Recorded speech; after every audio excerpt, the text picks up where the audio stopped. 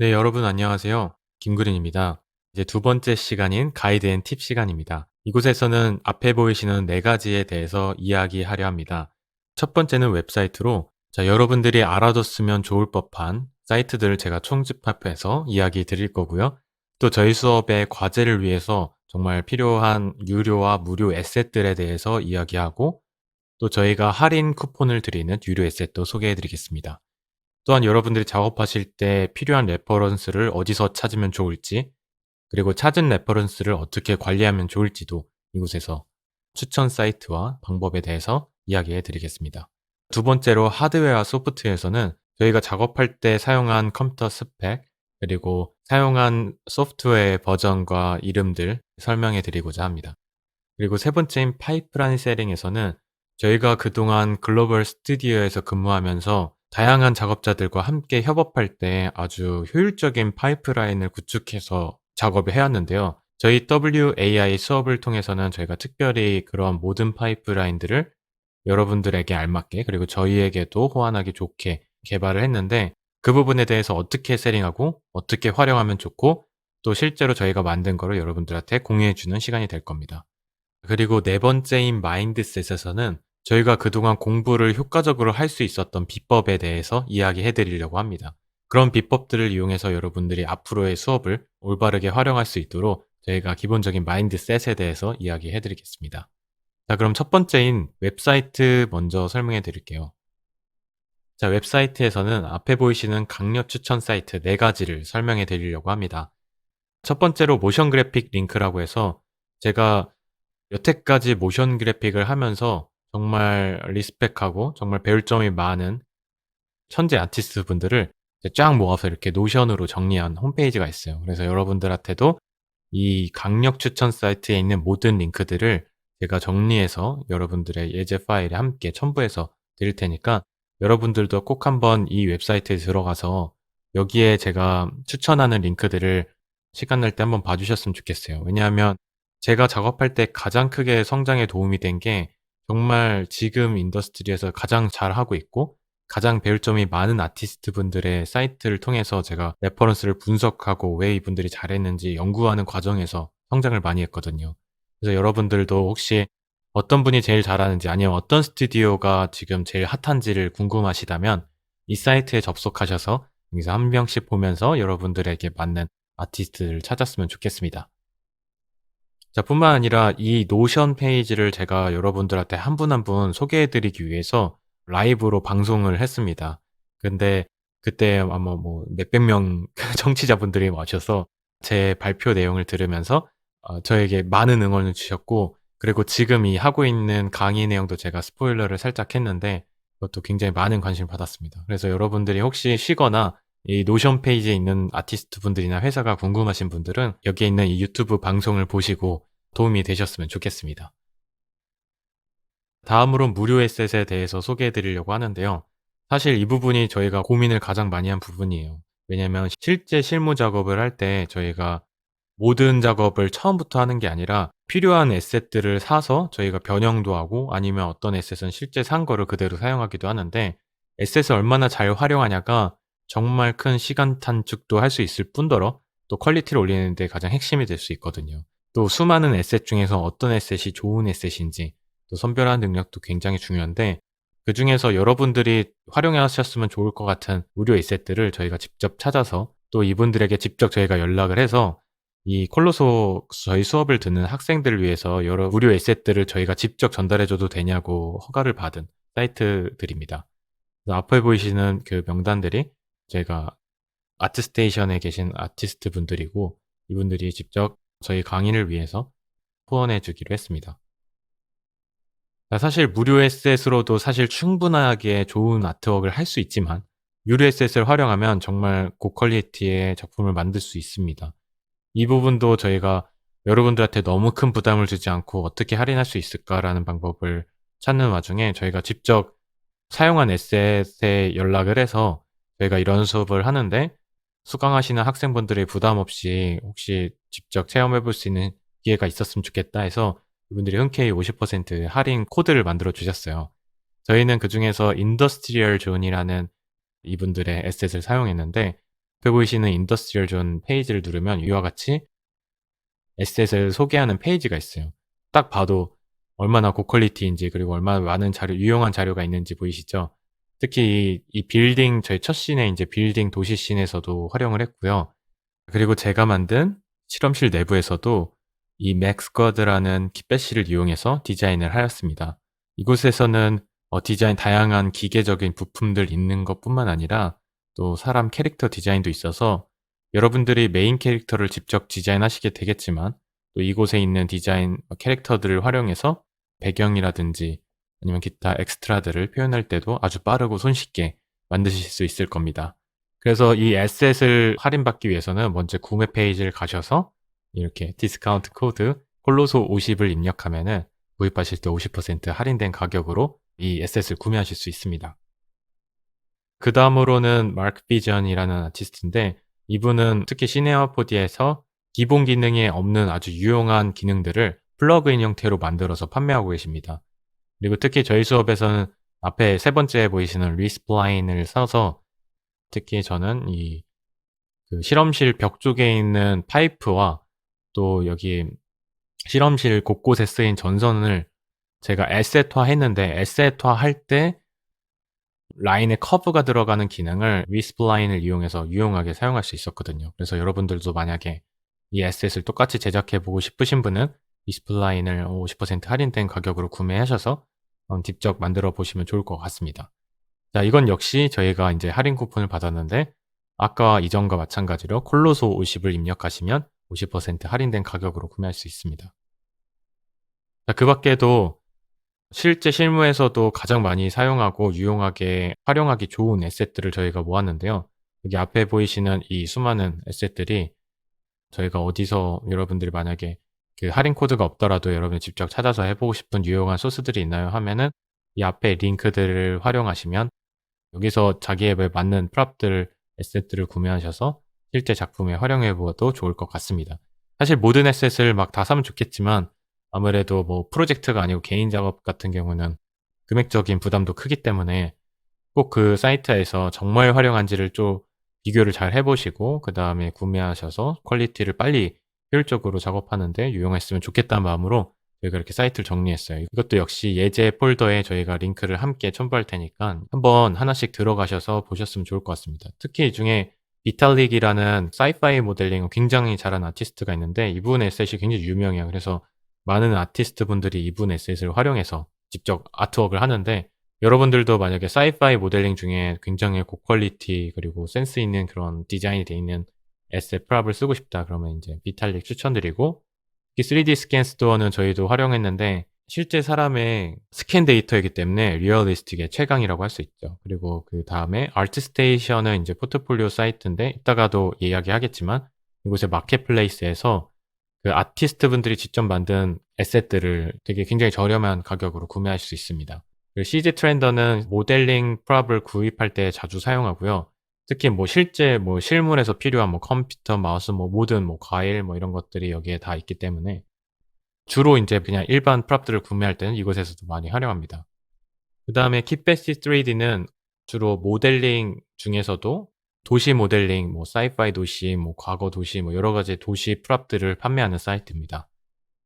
그리고 이 kit배시 3D는 특히 오토이에서 매달 한 키씩 무료로 다운받을 수 있는 행사를 하고 있어요. 지금도 옥테인 렌더러를 구독 중인 유저분들은 여기서 kit배시 3D 자료를 제공해 주시는 걸 직접 받아서 활용하실 수도 있습니다.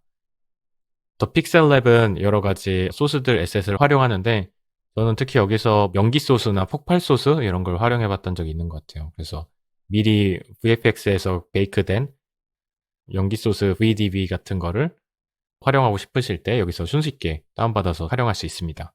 그 다음 Texture XYZ는 그 페이스 모델링 에셋으로 굉장히 유명한데 특히 뭐 피부 텍스처나 뭐 얼굴이나 몸 바디 스캔 같은 거를 아까 3D 스캔 스토어랑 굉장히 비슷한데 더 예전에 피부 텍스처나 이런 디테일을 다운받을 때 더 유명했던 사이트예요. 그래서 이 사람을 만약에 디자인하고 싶다 그러면 이 3D 스캔 스토어와 Texture XYZ 이 두 사이트를 추천드립니다. 자, 그 다음에 강력 추천 사이트 마지막으로 레퍼런스인데요. 먼저 레퍼런스 어떻게 수집하느냐 알려드리기 전에 레퍼런스를 어떻게 정리하냐에 대해서 이야기해 드리고자 합니다. 앞에 보시는 두 가지 프로그램이자 이제 웹사이트를 제가 같이 링크를 드릴 건데, 이 두 가지 소프트웨어는 여러분들이 레퍼런스를 정리할 때 아주 강력하게 도움을 주는 툴입니다.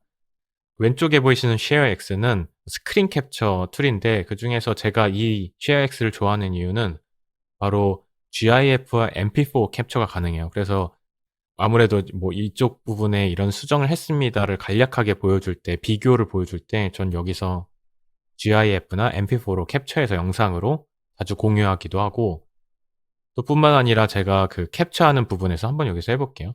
전 단축키가 있어서 캡처를 하고, 여기 보시면 도형이나 뭐 글자도 쓸 수 있거든요. 도형 같은 걸 선택해서 '이 부분을 뭐 강조하고 싶다.' 이렇게 강조도 되고, 뭐 그중에 '이 부분만 캡처하고 싶다.' 이런 기능이 모두 가능합니다. 그래서 캡처 프로그램 중에 가장 직관적이고 유용하게 쓰는 툴로 제가 강력 추천드리는 툴이고요. 저는 그중에 단축키 설정을 꼭 해놔 가지고 언제든 작업하다가 뭐 공유할 부분이 있으면 단축키로 간략하게 바로 캡처해서 공유하곤 합니다. 그리고 오른쪽에 보이는 Pure Reference는 이미 인제 점점 많이 유명해진 툴인데, 작업을 들어갈 때 저는 항상 Pure Reference를 켜서, 그리고 레퍼런스를 찾은 걸 이 Pure Reference에 쭉 다 정리해서 직접 레퍼런스를 한눈에 볼 수 있는 툴이고요. 이 툴의 가장 큰 장점은 원본 파일이 유지가 돼요. 그래서 멀리서 보면은 굉장히 거시적으로 제가 찾아 놓은 레퍼런스 자료들을 쭉 볼 수 있는데, 또 확대해서 보면은 그 원본이 그대로 유지돼서 디테일한 부분도 같이 확인할 수 있습니다. 뿐만 아니라 뭐 컨트롤 C 누르면은 클립보드에 바로 복사가 돼서, 뭐 여러분들 공유하고 싶은 메신저 같은 데 바로 붙여 넣기라면은 그 캡처된 이미지를 바로 붙여 넣을 수 있습니다. 이 퓨어 레퍼런스는 제가 특별히 예전에 릴레이 튜토리얼을 만들었을 때 소개한 적이 있어요. 그래서 그 링크도 첨부해 드리고, 사실 인터넷에 퓨어 레퍼런스 사용법은 굉장히 간략하고 유용하기 때문에 많은 유튜버 분들이 이미 리뷰한 게 많아요. 그래서 여러분들이 뭐 그거 잠깐 한 10분, 20분만 보셔도 금방 활용하실 수 있을 겁니다. 그러면은 인제 정리하는 법을 배웠다면은, 이다음에는 저희가 어떤 곳에서 어떤 자료를 모으면 좋을지에 대해서 제가 레퍼런스를 찾는 방법에 대해서 소개해 드리고자 합니다. 자, 왼쪽에 있는 디자인 레퍼런스는 저와 이렇게 네 가지로 저는 주로 찾고, 그리고 실제로 사진 레퍼런스가 궁금하신 분들은 이 오른쪽에 있는 사이트들을 참고하시면 좋습니다. 그러면 제가 디자인에 소개된 사이트를 먼저 소개해 드리겠습니다. 그러면은 디자인 레퍼런스의 첫 번째로는 아트스테이션인데요. 아트스테이션은 특히 컨셉 아티스트 분들과 모델링 아티스트 분들이 굉장히 많이 활동하는 포트폴리오 웹사이트입니다. 특히 이곳에서는 퀄리티가 굉장히 높은 자료들이 많고, 영상보다는 주로 이렇게 스타일 프레임 위주 아니면 컨셉 아트 위주가 있어서 여러분들이 컨셉을 잡으실 때 활용하시면 굉장히 좋습니다.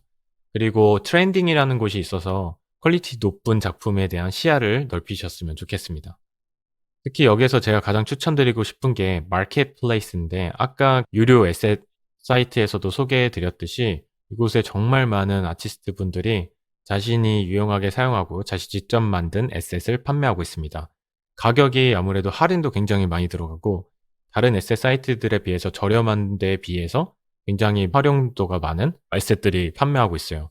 실제 여기서 저는 하루 종일 브라우징만 해도 시간 가는 줄 모르겠더라고요. 문제는 인제 다 사 놓고 안 쓰는 경우가 있으니까, 꼭 여러분들이 미리 뭐 장바구니에 담아 두시다 보면은 정말 필요한지 비교해 보시고 구매를 하시고, 저는 인제 좋아하는 아티스트 분들은 구독을 해 놓는데, 그러면은 메일로 주기적으로 인제 "할인이 들어갔다." 이렇게 오더라고요. 그럼 다시 한번 확인해서 유용한지 확인을 하고 그다음에 구매를 하는 경우가 많습니다.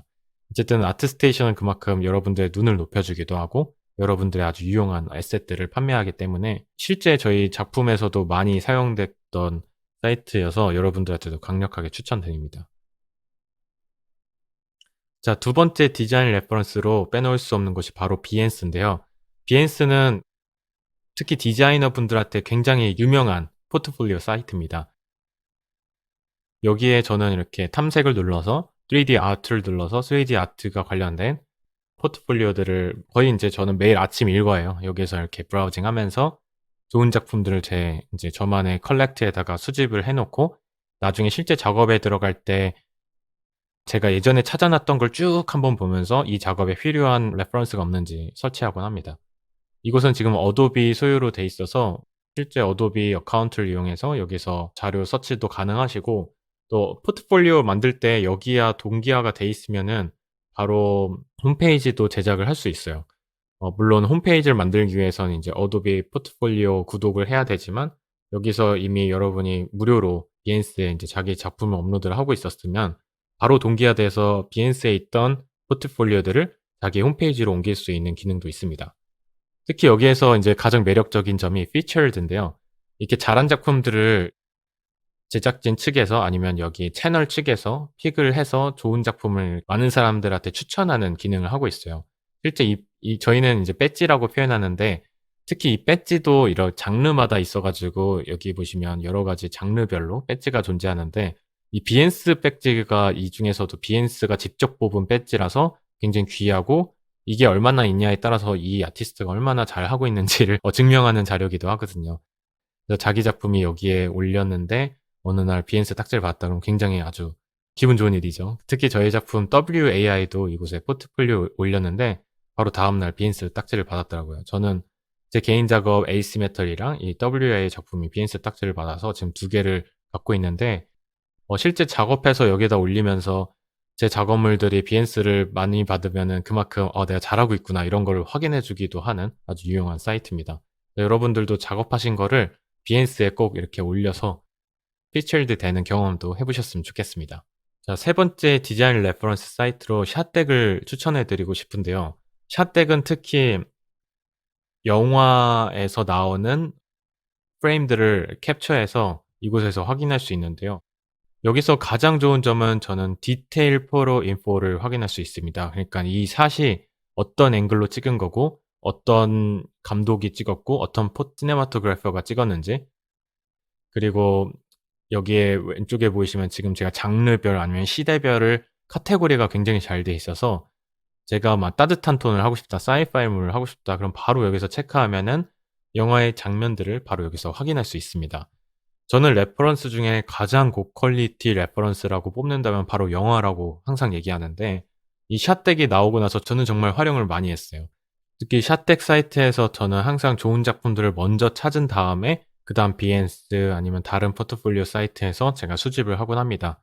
근데 이 사이트의 단점이, 이제는 예전엔 무료로 인제 베타 버전이었는데 이게 실제 출시하면서 인제 무료가 아닌 구독 버전으로 바뀌었습니다. 저는 이 사이트가 굉장히 유용하기 때문에 구독을 하면서 활용하고 있는데, 여러분들도 한번 들어가 보시고 아마 트라이얼 버전으로 사용해 보시다가 자신에게도 정말 맞다 그러면은 구독까지 추천드립니다. 자, 그다음에 추천드릴 디자인 레퍼런스는 바로 비메오인데요. 비메오는 영상 콘텐츠를 올리는 플랫폼입니다. 특히 이곳에서 재밌는 점은 저는 인제 스텝 픽이 있어요. 그래서 여기서 아까 비엔스에서 피처드 되듯이 정말 좋은 작품들은 이 스텝이 직접 작품을 선별하는 스텝 픽이 있기 때문에, 여러분들도 그냥 이 비메오 들어가셔서 스텝 픽 사이트에 가시면 스텝들이 뽑은 작품들을 감상하실 수 있거든요. 저는 예전부터 여기에 있는 감상을 하루에 하나씩 보면서 아이디어도 정말 많은 것을 배웠고, 정말 다양한 표현의 다양한 영상 작품들을 관람하실 수 있습니다. 가장 고퀄리티의 영상을 올릴 수 있는 플랫폼이기도 합니다.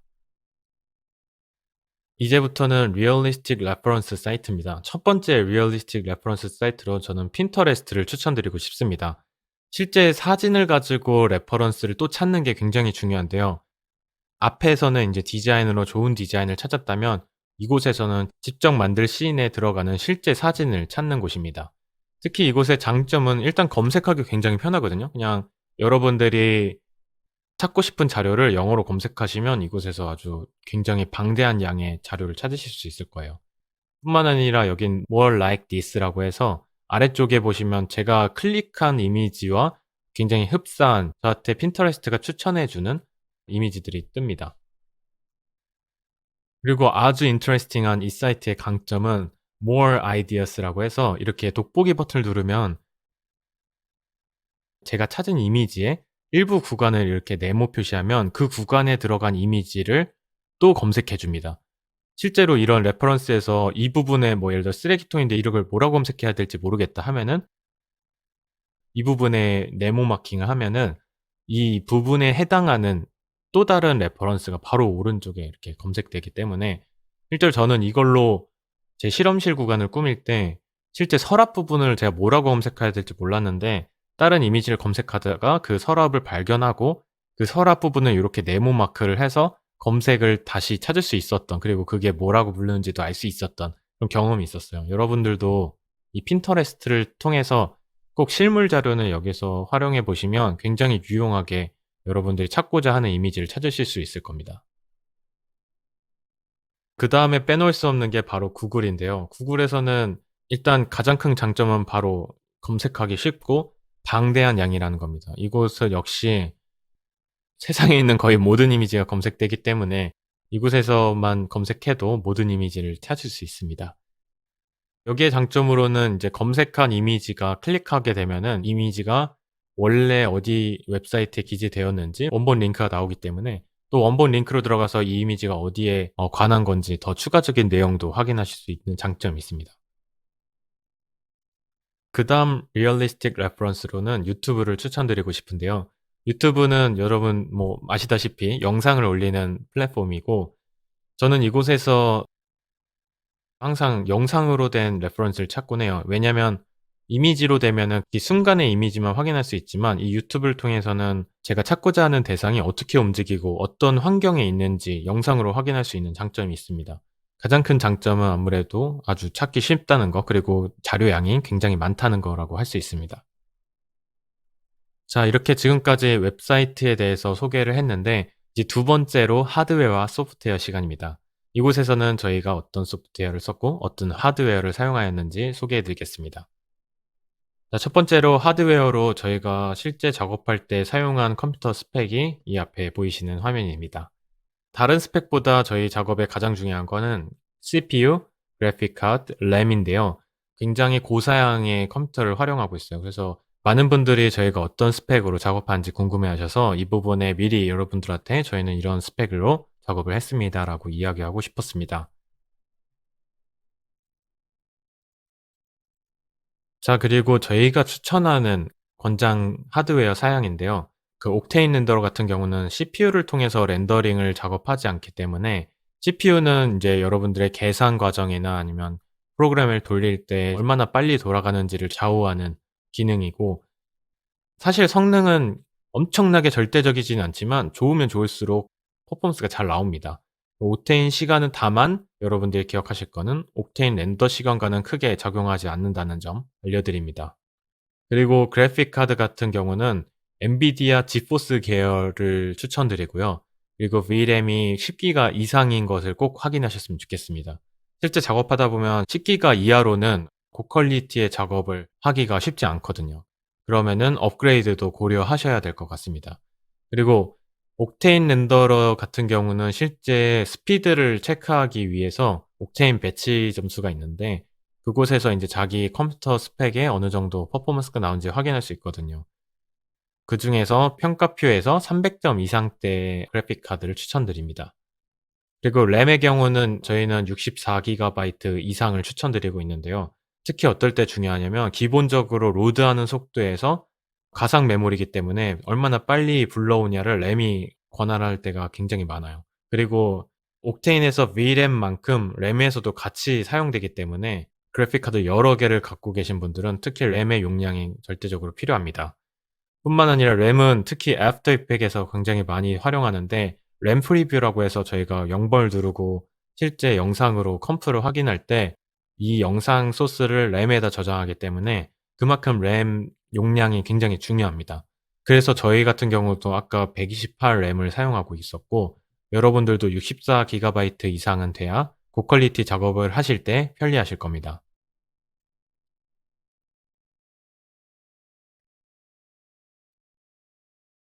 자, 아무래도 옥테인 렌더러는 그래픽 카드가 굉장히 중요하기 때문에 저희가 여러분들한테 조금 알아보기 쉽게 저희가 추천드리는 사양을 앞에 이렇게 비교해서 붙여 놨어요. 왼쪽에 보시면은 그래픽 카드 네임이 될 거고 이 그래픽 카드는 모두 엔비디아 지포스 계열입니다. 위에서부터 아래로 갈수록 점점 비싼 고사양의 그래픽 카드고요. 여기에서 그래픽 카드 중에 여러분들이 가장 중요하게 확인해야 될 것은 바로 VRAM과 옥테인 배치 점수입니다. 실제 VRAM이 아까 처음에 얘기한 것처럼 10기가 이상을 추천드리는데 여기 보시는 이 그래픽 카드들은 모두 10기가 이상입니다.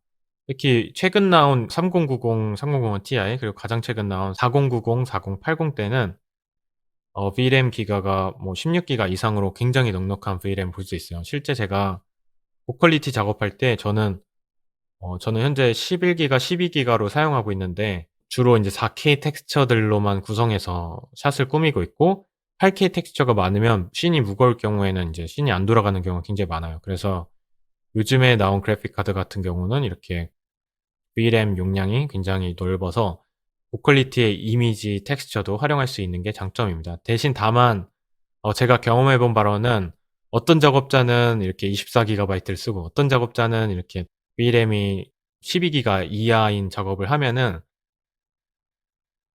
용량 많은 씬에서 작업한 사람의 작업 파일을 용량 적은 컴퓨터에서 열어볼 수가 없는 점이 굉장히 불편합니다. 그래서 가끔 저는 인제 작업하다 보면은 어떤 프리랜서 분들은 용량이 커 가지고 인제 굉장히 무거운 텍스처를 이용해서 이미지 작업을 했는데 제가 그걸 애니메이션 받아서 할 때 용량이 커서 제가 그 씬들을 다 압축하고 줄여야 되는 옵티마이징 과정을 하는 데 시간을 굉장히 많이 쏟고 있거든요. 저는 추천드리는 건 실제로 작업할 때 아무리 용량이 크더라도 이 협업을 위해서 약간 12기가 이하로 다운시켜서 작업하는 걸 추천드리고요. 실제로 자기의 그 그래픽 카드가 12기가라고 해도 이게 그냥 옥테인의 순전히 12기가를 다 쓸 수 있는 게 아니라 이 디스플레이나 모든 프로그램들에서 이 VRAM을 사용하고 있어요. 그래서 옥테인을 제대로 활용하기 위해서는 저는 만약에 12기가의 제가 여유 공간이 있으면 뭐 한 7-8기가 이하로 저희가 씬을 VRAM을 구성해야지 옥테인 렌더가 오류 없이 렌더링이 될 수 있습니다. 자, 그래서 기억하실 거는 뭐 10기가 이상은 돼야 된다. 그리고 자신의 그래픽 카드 VRAM이 너무 높다고 너무 크게 작업하면은 다른 협업자와 작업할 때 작업이 원활하지 않다는 점을 유의하셨으면 좋겠습니다. 그리고 그래픽 카드의 가장 큰 장점이 렌더링 속도가 빠른 건데요. 그 렌더링 속도가 얼마나 빠르냐를 비교하는 표가 바로 이 옥테인 배치 점수 표입니다. 4090 같은 경우가 가장 최근에 나온 그래픽 카드고 가장 고사양인데 이게 1200점이라는 거는 예를 들어 제가 렌더링 걸 때 1 분짜리 걸리는 씬이 있어요. 근데 그 씬이 바로 4090으로 1 분이 걸렸다면은 이 반점수인 한 600 점대 3080 Ti에서는 2 분이 걸린다는 소리거든요. 그리고 이곳에서는 저희는 실제 3090과 뭐 3080 Ti 이 600 점대의 그래픽 카드를 활용해서 이 작품을 만들었습니다. 자, 그럼 지금부터는 저희가 사용한 소프트웨어에 대해서 이야기하겠습니다. 저희는 기본적으로 메인으로 사용되는 소프트웨어가 시네마 4D 그리고 애프터 이펙트입니다. 두 가지 모두 2023 버전을 사용하고 있고요. 그리고 시네마 4D에서 가장 필수적으로 필요한 플러그인인 옥테인 렌더러입니다. 옥테인 렌더러는 저희가 2021.1.6 버전이고 그다음에 제 그 방을 꾸밀 때 제가 멀크비전의 리스플라인을 써서 파이프나 전선을 꾸밀 때 더 디테일하게 꾸밀 수 있는 기능을 사용했습니다. 그리고 엑스파리클을 써서 실험관이 서지는 부분을 표현했고요.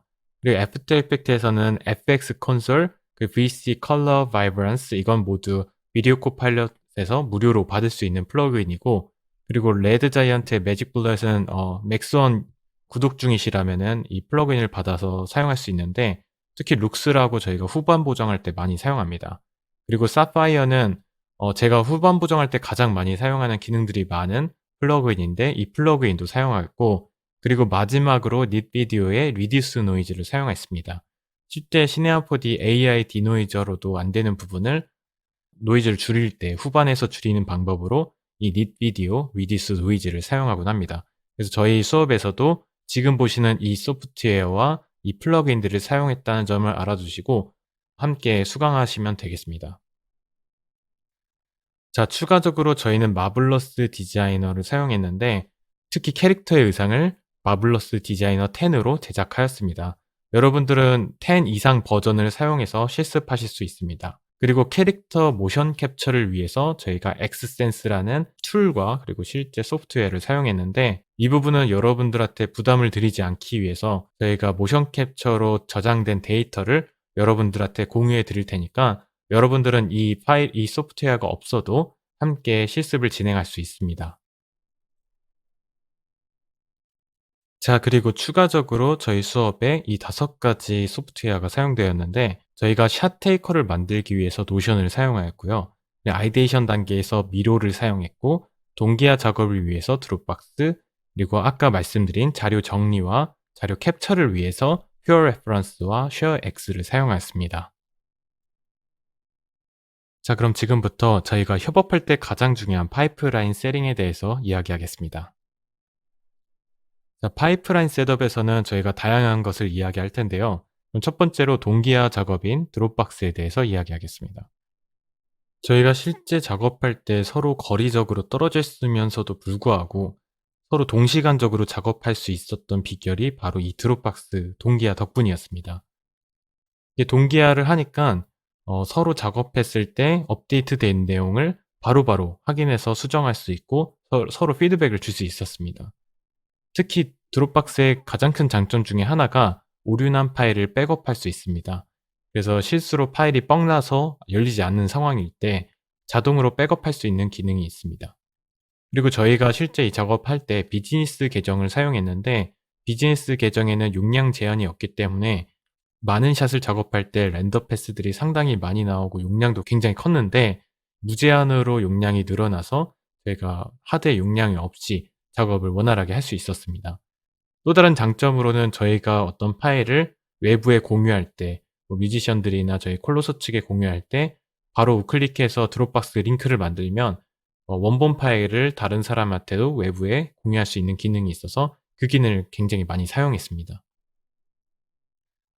자, 하나 팁을 드리자면 작업자들끼리 드롭박스 동기화 폴더를 통일시키면 서로 경로를 그냥 복사해서 다른 사람이 경로 복사한 걸 붙여 넣어주면 바로 저도 똑같은 상황으로 경로를 불러올 수 있습니다.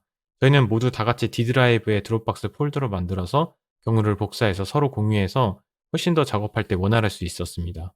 여러분들도 만약에 팀 작업을 하실 때는 이렇게 동기화 폴더를 동일히 시키는 것을 추천드리겠습니다. 그 다음으로 파이프라인 셋업에 정말 중요한 샷 트래커에 대해서 이야기해 볼 건데요. 샷 트래커란 많은 작업을 할 때 그 작업해야 될 씬을 한눈에 볼 수 있게 만들어 놓은 표입니다. 그래서 실제로 저희 작업할 때 샷들이 굉장히 많았는데 샷 번호만 가지고는 제가 어떤 샷인지 기억하기 힘들 때 이 샷 트래커를 통해서 이미지와 함께 확인할 수 있었기 때문에 몇 번 샷이 이 샷이었구나라고 바로 한눈에 파악할 수 있었습니다. 뿐만 아니라 이 샷 트래커에다가 저희가 서로 기억하고 싶은 그 노트들을 적어 놓는 기능도 있고 이 샷이 누가 감당하고 있는지 등을 모두 기재해서 협업할 때 아주 유용하게 활용할 수 있습니다. 이 샷 트래커 같은 경우는 구글 스프레드시트를 쓰는 경우도 있고 다양한 표를 관리할 수 있는 툴이면 뭐든지 가능한데 저희는 그중에 노션이라는 툴을 활용해서 이 샷 트래커를 만들었습니다. 그 부분을 함께 보시죠. 자, 지금 이 화면에 보이는 창이 저희가 직접 만든 샷 트래커입니다. 여기 보시면 굉장히 많은 데이터들이 있는데 제가 하나하나 무엇인지 설명해 드리겠습니다. 자, 왼쪽에 보이시는 이 텍스트가 바로 제목이자 저희가 담당하고 있는 샷 이름인데요. WAI 언더바 그리고 샷 번호 그 언더바 다음에 씬의 이름을 약자로 표기한 겁니다. 그래서 100번 샷 같은 경우는 저희가 시리 샷이라고 부르고 이 도시 배경이 있는 샷이었고요. 또 쭉 내려가다 보면 200번 샷부터 LB라고 돼 있죠.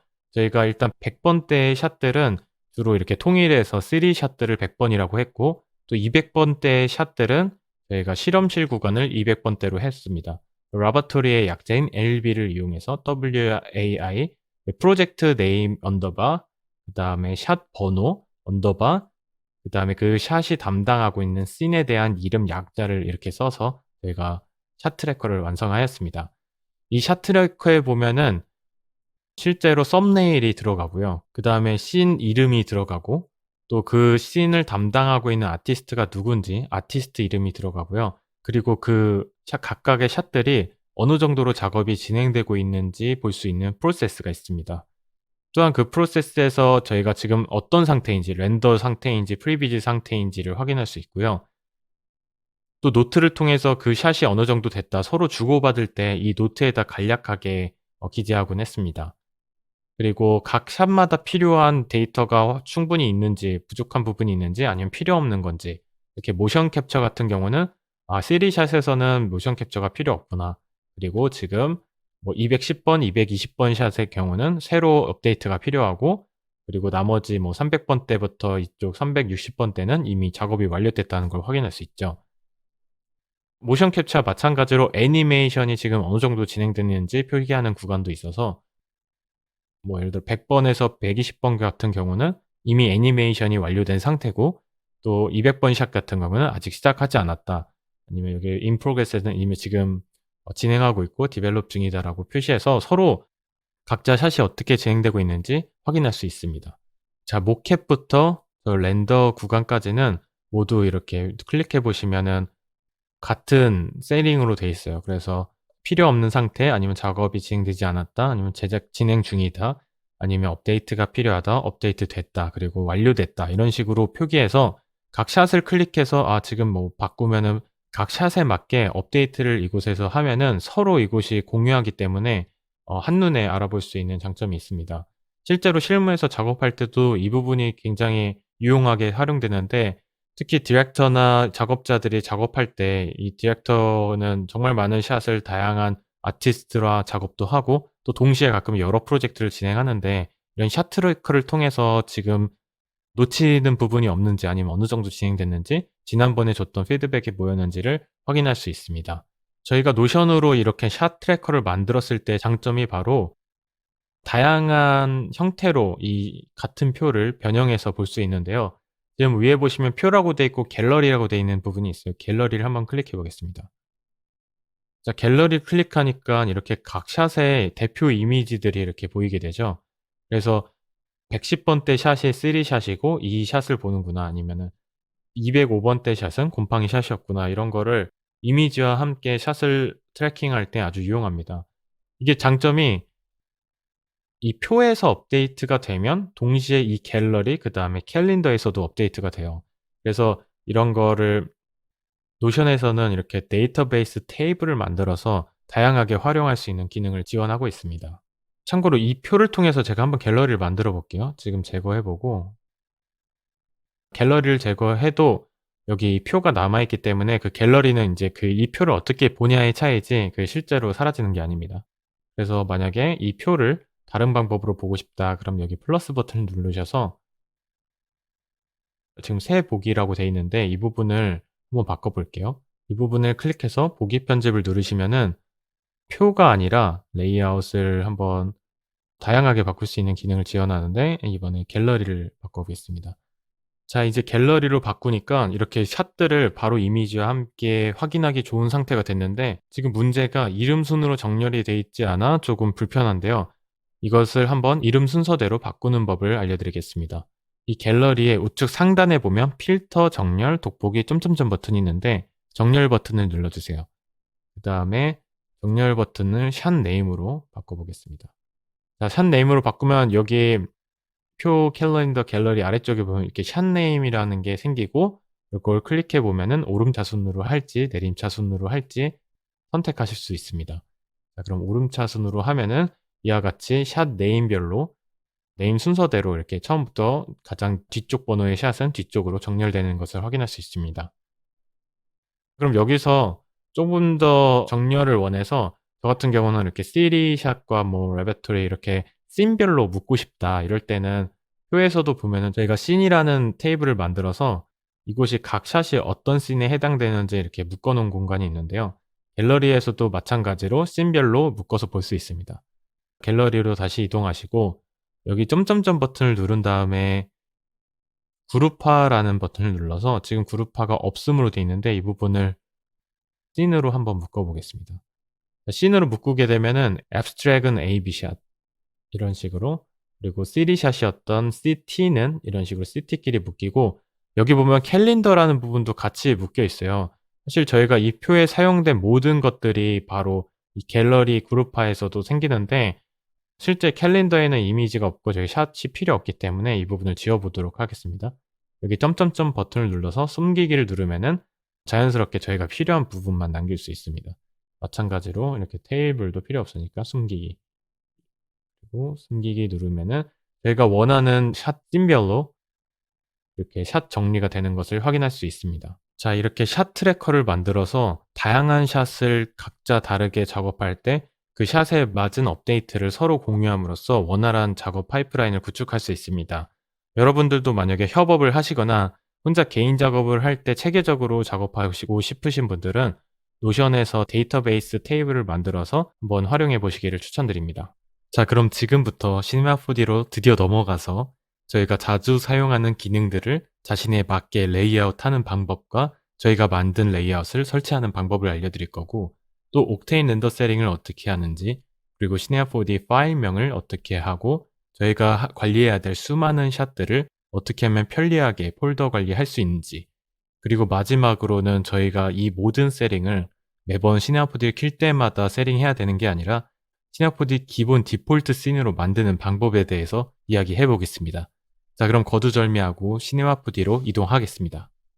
자, 드디어 시네마 4D를 켰습니다. 앞에 보이시는 이 화면은 시네마 4D 2023.1 버전입니다. 여러분들과 조금 다른 점이 있을 거예요. 여러분들은 아마 여기 스탠다드 레이아웃을 사용하고 계실 텐데, 저희는 이 수업에 맞게 저희가 자주 사용하는 기능들을 재배치해서 커스텀된 레이아웃을 사용하고 있고, 이 레이아웃을 어떻게 설치하는지 먼저 설명드리겠습니다. 이 레이아웃에는 두 개의 추가적인 스크립트가 들어가는데요. 이 왼쪽에 보시면 파이썬 아이콘으로 있는 스크립트와 하나랑, 또 이쪽 널 오브젝트 만드는 거 아래 새로운 널 오브젝트를 만드는 기능이 있는데, 먼저 이 레이아웃을 불러오기 이전에 이 두 가지를 설치하겠습니다. 자, 이 두 가지 스크립트를 설치하기 위해서는 저희가 제공해드린 폴더로 들어가셔야 하는데요. 저희가 제공해드린 이 폴더 5가지 중에 맨 아래에 있는 스크립트 폴더에 가서 위에 보이시는 두 개의 폴더를 복사하셔야 합니다. 클릭을 하고 복사를 하신 다음에 이 스크립트 두 개를 설치하는 방법이 두 가지 방법이 있습니다.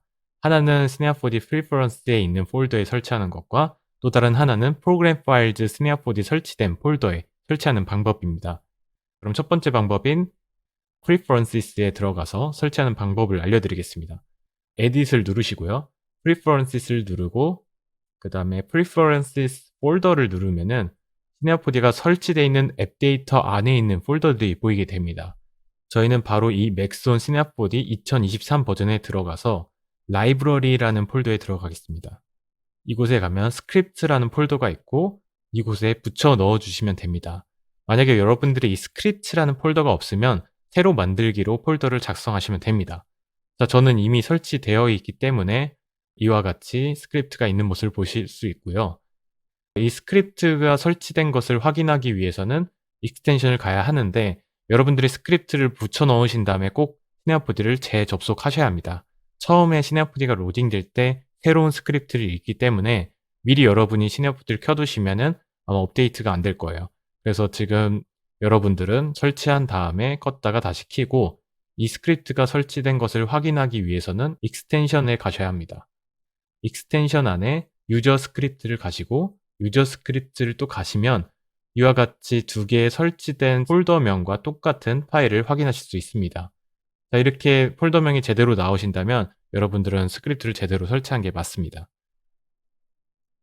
자, 이렇게 스크립트를 설치하셨다면 이제 레이아웃을 불러오는 법을 알려드리겠습니다.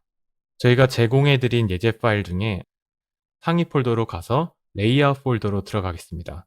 자, 레이아웃 폴더에 들어가게 되면 이와 같이 세 가지의 파일이 있는데, 그 중에 콜로소 wai layout.l4d라는 파일이 필요합니다. 여기 보면 유형도 L4D 파일이라고 되어 있고 크기도 1메가 이상으로 되어 있죠. 저희는 시네마 4D에서 이 레이아웃을 불러올 겁니다. 자, 시네마 4D 메뉴 창에 보면 윈도우가 있고 커스터마이제이션을 클릭해 주세요. 그 다음에 로드 레이아웃을 누르고 방금 확인한 폴더로 들어가서 이 L4D 파일을 불러오시면 바로 저와 같은 레이아웃을 불러오실 수 있습니다. 이 레이아웃을 불러왔을 때 저와 같이 이런 옥테인 렌더 메뉴가 안 보이신다면 옥테인 렌더러를 먼저 설치하고 그 다음 스크립트 설치하신 다음에 레이아웃을 불러와야지만 정상적으로 레이아웃을 불러오실 수 있습니다. 자, 레이아웃을 불러온다는 것은 마치 실제 저희가 뭔가 조립을 할 때 예를 들어 나사라든지 볼트, 너트, 망치 같은 걸 주변에 넣어서 빨리빨리 조립할 수 있고 더 효율적으로 조립할 수 있는 방법이기 때문입니다. 3D에서도 마찬가지로 저희가 자주 사용하는 기능들을 이와 같이 가장 클릭하기 좋은 곳에 배치해서 다른 곳에 메뉴에 들어가서 찾는 게 아니라 그때그때 꺼내 쓸 수 있도록 편리성을 위해서 레이아웃을 사용하곤 합니다. 자, 이제 저희 커스텀된 레이아웃을 설명해 드리자면 이 위쪽에 보시면은 옥테인과 관련된 메뉴들이 있고요. 그리고 이쪽에는 스네어포드 기본 기능 중에 저희가 자주 사용하는 기능들을 모아 놨습니다. 그리고 이 맨 왼쪽에 있는 파이썬 아이콘은 한국 유저 그룹의 정성님께서 저희 수업을 위해서 특별히 제작해 준 스크립트입니다. 이 스크립트는 저희가 특히 킷배시를 사용할 때 아니면은 같은 이름으로 된 매트리얼이 자주 생기거든요. 그런 상황일 때 같은 이름의 매트리얼을 하나로 합쳐주는 기능을 하고 있습니다. 나중에 아마 여러분들과 수업을 할 때 이 기능을 활용하는 시간이 있을 겁니다. 자, 그리고 오른쪽에 널 아이콘 아래에 보면 널 투 셀렉션이라고 새로운 스크립트를 보실 수 있습니다.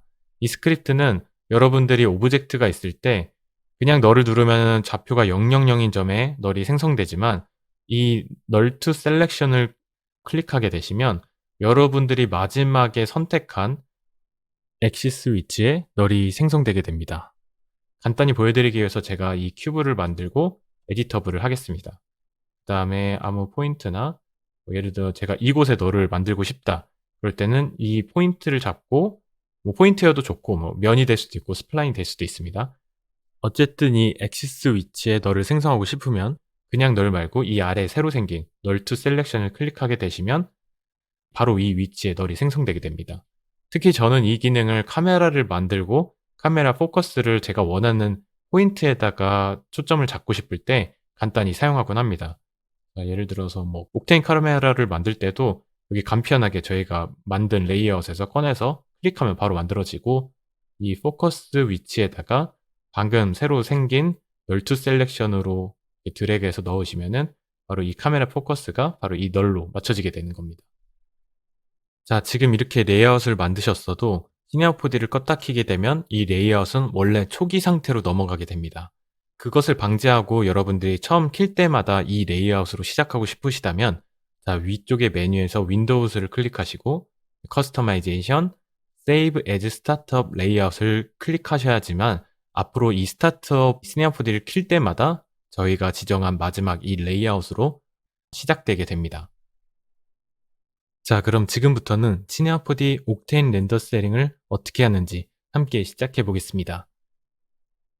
자, 시네어포드를 켜고 여러분들 옥테인 세팅을 가기 위해서는 원래 기존의 윈도우즈에 이제 옥테인 셋링을 누르셨어야 됐는데 옥테인 렌더 셋링을 자주 사용하는 기능이기 때문에 저희 새 레이아웃의 위치에 이 위쪽에 옥테인 렌더 관련된 메뉴 중에 이 톱니바퀴를 누르시면 옥테인 렌더 셋링이 바로 열립니다. 창을 좀 가운데로 옮겨 보겠습니다. 자, 기본적으로 시네어포드 옥테인 렌더 셋링을 누르면 이렇게 다이렉트 라이팅으로 되어 있는데 이 부분을 클릭하셔서 패스 트레이싱으로 바꾸겠습니다. 패스 트레이싱은 다이렉트 라이팅보다 훨씬 더 정밀하고 특히 굴절 부분에서 많은 표현을 할 수 있기 때문에 업계 표준이라고 생각하시면 됩니다. 자, 그럼 패스 트레이싱을 눌러서 저희가 가장 먼저 바꿔야 할 것은 바로 맥스 샘플스입니다. 자, 기본으로 16,000이 되어 있는데 이 부분을 저희가 1024로 바꿔보겠습니다. 일단 1000에서 4000 사이가 제가 마지막 파이널로 뽑는 아웃풋의 대표적인 이제 맥스 샘플 숫자인데요. 일단 왜 1000으로 안 하고 왜 4024로 하냐 질문하시면 아무래도 3D에서는 이진법 숫자를 더 좋아합니다. 그리고 일단 이렇게 1024 하면 뭔가 더 프로페셔널 보이는 것도 있습니다. 자, 그리고 아래 보시면 저희가 depth들이 있는데 이 depth는 diffuse depth 같은 경우는 빛이 어딘가에 물체에 닿고 그 난반사를 몇 번까지 계산할 건지 지금 16번의 난반사를 계산하겠다는데 저는 주로 이 세 가지 depth를 모두 6으로 통일시키고 작업을 합니다. 왜냐면 6이라는 숫자는 너무 적지도 너무 많지도 않기 때문에 이 정도로 기준으로 만약 자신의 씬이 굴절이 더 많이 필요하다. 그러면 굴절 뎁스인 스페큘러 뎁스를 늘린다든지 스캐터 뎁스가 많이 필요하다. 이 6이라는 숫자를 기준으로 앞뒤로 왔다 갔다 해서 최대한 옵티마이징, 씬을 가볍게 만드는 게 중요합니다. 자, 그 다음에 제가 바꾸는 것은 바로 GI 클램프입니다. 기본적으로 굉장히 높은 숫자가 되어 있는데 제가 많은 연구 끝에 1과 10 사이의 숫자가 가장 무난하게 사용할 수 있는 기준의 숫자입니다. 이 GI 클램프는 이 빛이 굴절체에 닿아서 그 굴절에서 반사되는 빛이 어디까지 계산할 것인가를 결정하는 곳인데, 사실 여기서 숫자는 많이 차이 나지만 실제 계산은 저희가 육안으로 보는 게 큰 차이가 없기 때문에 1과 10으로 줄이시면 실제로 난반사에서 나는 파이어플라이라고 하는데 그런 노이즈 같은 걸 줄일 수 있습니다.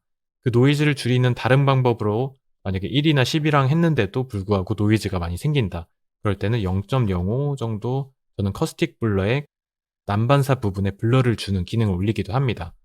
하지만 일단 충분히 AI 클램프로 해도 노이즈가 많이 사라지기 때문에 저는 한 1에서 10 정도 진행을 하겠습니다. 만약에 여러분들이 씬에 알파가 있다, 그럼 이 알파 채널을 체크해 주시고, 여기 Keep Environment는 알파에도 그 HDRI 이미지를 묻힐 것이냐에 대한 질문인데, 보통 저는 알파를 작업할 때는 항상 이 부분을 언체크를 합니다. 근데 저희 WAR 같은 경우는 알파로 된 씬이 없었기 때문에 디폴트 값인 Keep Environment가 체크되어 있고 알파 채널이 체크가 풀린 상태로 작업을 진행하였습니다.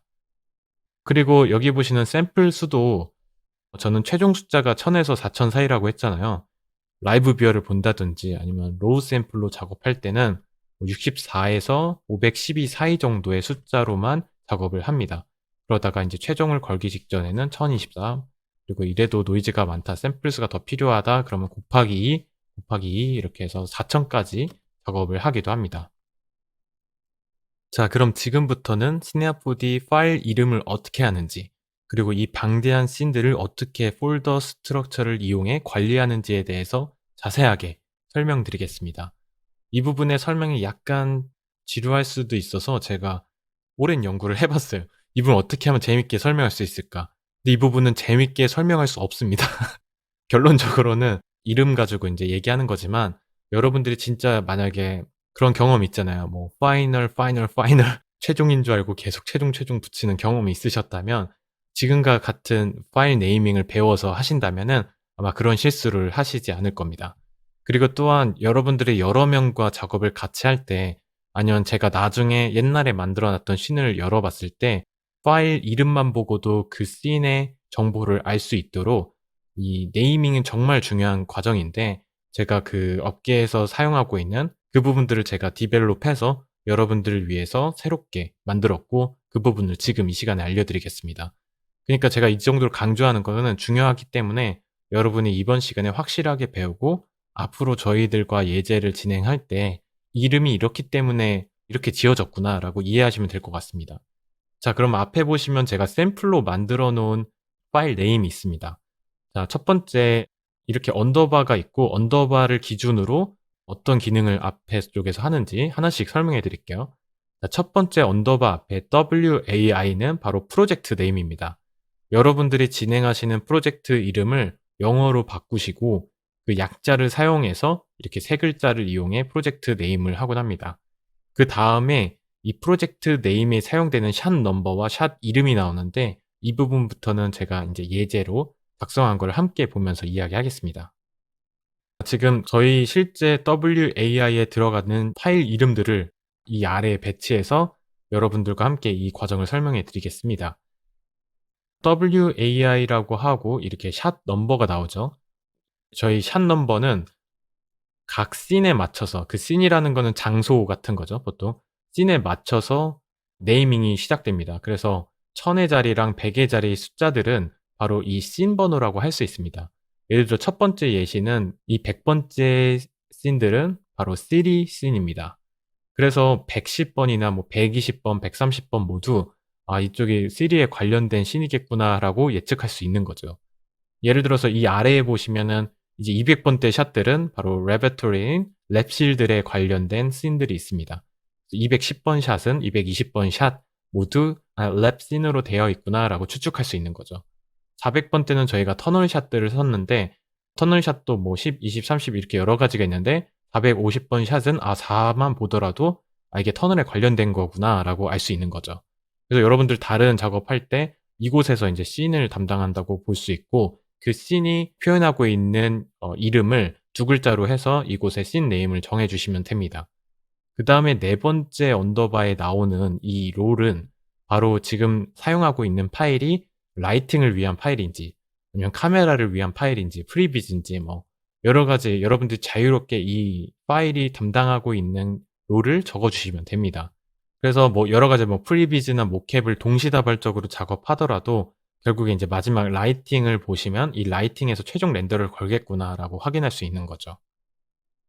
그다음이 바로 버전을 담당하는 공간인데 이곳에서 인제 001, 002, 003 이런 식으로 가산해서 100 개짜리니까 굉장히 많겠죠. 그래서 여러분들이 예전엔 파이널 했던 거를 함부로 인제 업계에서는 파이널을 쓰면 안 되거든요. 그래서 이렇게 버전업을 해서 기록하시면 됩니다. 그러면 이제부터는 이 파일들이 어떻게 관리되고 있고 또 이 전체적인 폴더 스트럭처가 어떤 식으로 구성되어 있는지 자세하게 설명드리겠습니다. 자, 집중해 주세요. 지금 보시는 화면이 제가 바로 여러분들을 위해서 폴더 스트럭처를 한눈에 볼 수 있게 제작했습니다. 여러분들은 제가 나눠준 예제 파일에 보면은 이 폴더 스트럭처랑 똑같은 파일과 폴더를 정리된 것을 보실 수 있습니다. 맨 위에 있는 것은 바로 프로젝트 네임인데요. WAI라고 되어 있죠. 뭐 가끔 스튜디오에서는 이 앞에 날짜를 쓰기도 하고 아니면 프로젝트 코드명을 쓰기도 합니다. 그다음에 나오는 최상위 폴더 제가 회색으로 이렇게 밑줄 돼 있는 부분은 같은 하이어라키에 있는데 첫 번째로는 언더바 마스터, 두 번째로는 언더바 샷이 있죠. 제가 이렇게 언더바를 넣은 이유는 이름 정렬로 했을 때 가장 상위로 올라올 수 있게 그만큼 이게 가장 중요하고 가장 많이 쓰기 때문에 이렇게 언더바를 넣어 놨습니다. 그다음에 데이터, ref, 그다음 universal texture. 데이터 같은 경우는 실제 씬에 사용되는 나머지 기타 데이터들, 오디오나 크레딧, 폰트, 로고 등을 넣고요. 레퍼런스는 ref 폴더에다 넣으시면 되고 유니버셜 텍스처드는 여기에 영상 클립이라든지 이미지 클립들을 보관하는 장소입니다. 그럼 가장 중요한 이 언더바 샷과 언더바 마스터에 대해서 설명해 드리겠습니다. 여러분들이 시네어 4D 작업한 거는 바로 이 언더바 샷에 저장하셔야 되는데 먼저 언더바 샷 다음에 나오는 폴더는 WAI 언더바 다음에 씬 이름을 사용하시면 됩니다. 시리씬 같은 경우는 저희가 아까 시리씬을 약자 두 개로 했기 때문에 CT가 되고요. 또 뭐 랩실 같은 경우는 LB 이런 식으로 각각의 씬 폴더 안에는 이렇게 5가지 하이 폴더가 있습니다. 애프터 이펙트 폴더인 AE, C4D 폴더인 C4D, 그다음 아웃풋, 패시스, 프리비즈입니다. 여기서 주의하셔야 될 거는 A에서 렌더건 컴프 이미지는 모두 아웃풋으로 저장되고요. 그다음에 시네어 4D에서 저장되는 패스들의 경로는 바로 이 패시스로 저장돼야 됩니다. 이게 굉장히 중요해요. C4D는 패시스, 애프터 이펙트는 아웃풋 이렇게 되는 거죠. 그리고 저장하실 때 저희가 이따가 뉴 파일을 만들 때 설명해 드릴 텐데 프로젝트 파일명 그러니까 시네어 4D 파일명 그대로 렌더 아웃풋이 돼야 나중에 이 렌더 시퀀스가 어떤 파일에서 나왔다는 걸 추적할 수 있습니다. 자, 그래서 제가 예시로 이렇게 여러 가지를 파일을 넣어 놨어요. 시네어 4D 안에는 텍스처 폴더가 있을 수 있고 그 안에 이런 식으로 뭐 라이트도 있고 모캡도 있고 카메라 각자 롤이었죠. 이런 여러 가지 롤의 파일들이 있을 겁니다.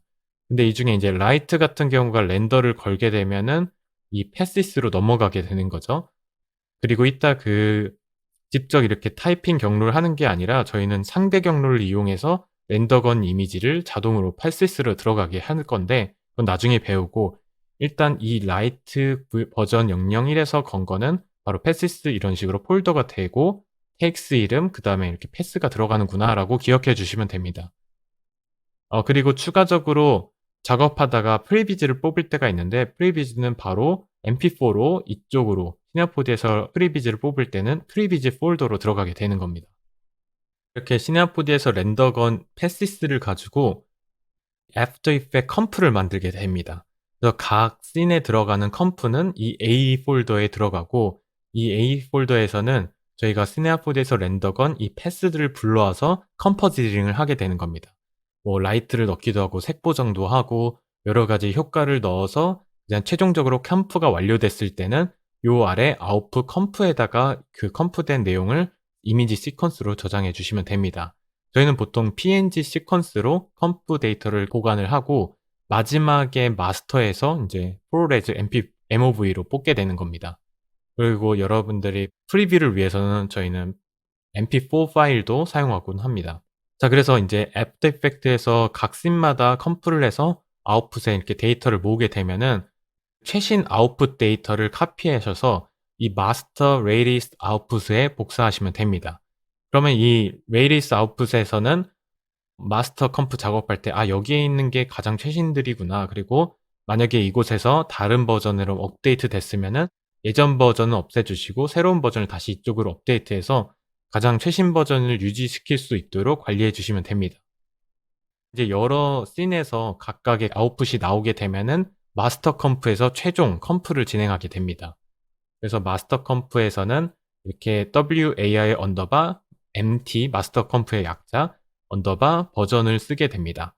그래서 이곳에서 전체 씬에서 뭐 인제 최종적으로 관리해야 될 거, 일단 이미지 시퀀스를 불러오기 때문에 마스터 컴프는 굉장히 가벼운데 그 위에다가 뭐 렌즈 플레어라든지 전체적인 그레인을 넣는다든지 전체적으로 워프 크로마 같은 크로마tic 에볼루션을 넣는다든지 이런 전체 씬에 들어가야 되는 거를 담당하고 최종 아웃풋을 MOV인지 MP4인지 이런 식으로 결정해서 최종 마무리를 하는 단계라고 생각하시면 됩니다. 자, 이것이 중요하기 때문에 간략하게 다시 한번 리뷰를 할게요. 처음에 WA의 프로젝트가 있고 그 안에 파일 폴더가 있죠. 마스터가 있고 샷이 있고 데이터, 래프, 유니버셜이 있습니다. 이제 샷마다 씬 이름이 있고 각 씬마다 5가지의 폴더가 있습니다. 이렇게. 그리고 시네포드에서 작업한 렌더는 패시스로 가고 애프터 이펙트에서 패시스 이미지들을 불러와서 컴포지링을 하고 컴포지링한 아웃풋을 바로 이 아웃풋에 저장하시면 됩니다. 그렇게 해서 모인 최신 컴포지링 씬 데이터들을 이 레이리스 아웃풋에 다 이동시키고 그 다음에 최종적으로 마스터 컴프에서 최신의 아웃풋들을 컴포지링을 파이널로 하고 마지막 프로레즈로 렌더를 마스터 컴프에 있는 아웃풋에 저장하는 사이클로 이용됩니다. 이렇게 복잡해 보이지만 실제로 여러분들이 샷이 굉장히 많고 대규모의 작업을 할 때는 이 폴더 스트럭처가 굉장히 중요합니다. 그래서 실제 저희 실무에서 작업할 때도 어떤 작업자가 뭐 휴가를 간다든지 아니면 제가 나중에 이 프로젝트 파일을 뜯어봐야 된다든지 특정 부분을 고칠 때 추적이 아주 용이하게 되고 다른 사람이 작업했던 것도 아주 무난하게 제가 직접 수정할 수 있는 상황이 되기 때문에 꼭 이 폴더 스트럭처를 만약에 사용 안 하신 분이 있었다면, 그리고 스튜디오에서도 사실 이 파이프라인이 잘 구축된 데가 많이 없어요. 근데 제가 이 제공해 드린 이 파이프라인을 여러분들도 계속 습관화하시면 점점 익숙해지다 보면 이게 굉장히 유용하다는 거를 깨닫게 되실 겁니다. 지금부터는 시네어포디 기본 씬을 만드는 법에 대해서 이야기하겠습니다. 자, 여러분들이 시네어포디에서 뉴 파일을 만들면 이와 같이 빈 껍데기로 시작하게 되는데 이곳에서부터 제가 어떻게 만드는지를 설명해 드릴 거예요. 하지만 여러분들한테 결국 예제 파일에 제가 최종적으로 씬을 만들어 놓은 걸 공유를 드릴 텐데 여러분들은 마지막에 공유 드린 뉴 파일을 여러분들 디폴트 파일로 바꿔서 진행하시면 되지만 이 과정을 통해서 여러분들이 제가 어떤 부분을 바꾸는지를 설명해 드리겠습니다. 자, 먼저 시네어포디에서 프로젝트 파일의 FPS를 바꾸셔야 됩니다. 어트리뷰트 창에서 모드를 누르시고 프로젝트를 누르면 이 지금 사용하고 있는 프로젝트에 대한 기본적인 데이터가 나오게 됩니다. 그 중에 타임에 있는 FPS가 30으로 되어 있는데 저희가 하고 있는 이런 사이파이 숏필름이나 영화 같은 부분에서는 24프레임을 쓰고 광고에서는 보통 30프레임을 많이 씁니다. 하지만 요즘에는 광고도 24프레임을 자주 사용하는데 24프레임은 30프레임보다 약간 프레임 레이트가 적기 때문에 조금 더 비현실적인 영화 같은 드라마틱한 느낌을 주는데 효과적입니다. 그래서 저는 실제 제가 근무하면서 거의 24프레임밖에 쓰질 않았어요. 광고를 제외하고는. 그래서 저희 작품도 숏필름이기 때문에 24프레임을 제작할 거고 주로 24프레임으로 제작을 많이 하기 때문에 24로 설정을 하겠습니다. 자, 24로 바꾸는 순간 아래 3초 90프레임이었던 게 자연스럽게 3초 72프레임으로 바뀐 것을 확인하실 수 있습니다. 이제 기본적인 널을 만들 텐데 이 널 안에 여러분들이 앞으로 만들 데이터들을 정리해 주시면 됩니다. 자, 첫 번째 널, 그냥 이 널을 클릭하시면 바로 생성되는 이 널에다가 이름을 널에서 바로 L IT, 라이트라고 바꾸겠습니다. 라이트에다가 여러분들이 앞으로 만드시는 모든 라이트를 이곳에 저장하면 됩니다. 그 다음에 하나 더 만들게요. 하나 더 만들어서 라이트보다 아래에 위치시키고 cam이라고 하겠습니다. 이곳에서는 여러분들이 만드는 모든 카메라를 저장하시면 됩니다. 그리고 마지막으로 하나 더 만들고 이곳은 scene이라고 작성하겠습니다. 이 씬 안에 모든 프로젝트에 들어가는 오브젝트를 나머지 오브젝트, 라이트와 캠을 제외한 오브젝트를 넣어주시면 됩니다. 그래서 여러분들이 아무리 많은 씬을 해도 모두 이제 하이어라키를 접어 놓으시면은 이렇게 세 가지만 보이게 되면 됩니다. 자, 여기서 더 나아가서 저희는 레이어를 만들 건데요.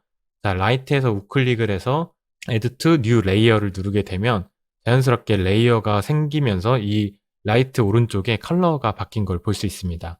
자, 이 레이어를 확인하기 위해선 어트리뷰트 창에서 레이어스로 바꾸면 이렇게 새로운 레이어를 확인할 수 있고, 저는 주로 라이트를 레이어 색깔을 바꾸고 흰색으로 바꾸기 때문에 R을 눌러서 RGB 채널에서 RGB를 모두 가장 끝인 255로 세팅을 하고 OK를 누르겠습니다.